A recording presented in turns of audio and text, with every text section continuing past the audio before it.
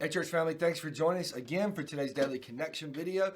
We are continuing to talk about this week putting our trust in the Lord, and we are looking through a part of chapter 17 in Jeremiah, comparing curses and blessings, and really seeing how when we put our trust in the Lord that we receive blessings, but when we put our trust in anything else other than the world, earthly wisdom, mankind, when we put our trust in those things, we really find ourselves cursed. And so we're going to look at a short verse today, verse 7 of chapter 17, and kind of talk about this idea of trust and how that works out, right?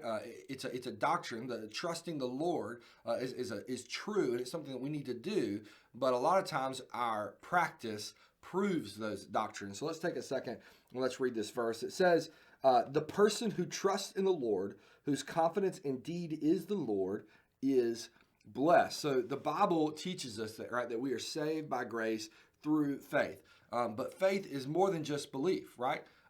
Trust, if we really trust in the Lord, if we really have faith in the Lord, then that will be followed with obedience. And that obedience oftentimes proves that faith. James talks about this.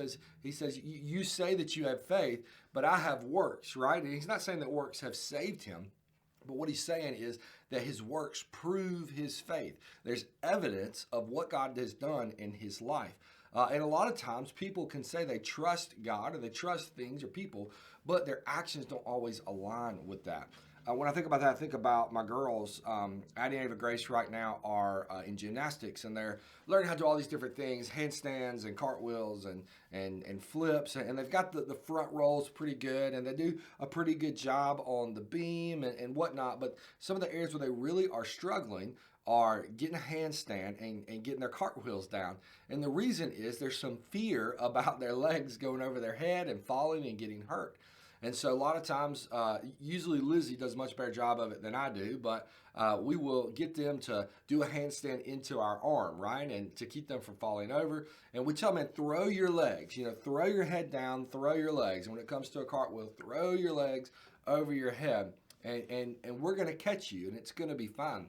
And when we first started doing this, you could see that they were timid, right? They were scared. Am I really going to get caught, right? Is mom or dad really going to catch me? Or am I going to fall? Am I going to hit my head? Am I going to hit my knees? Am I going to get hurt? As they first started to do it, there was a lot of fear about whether or not they were going to be caught or not. And we just continue to tell them, hey, trust us, right? Don't just trust us. Trust your gymnastics teachers who are telling you to do the same. Trust them, and you're going to be able to get this and stick it.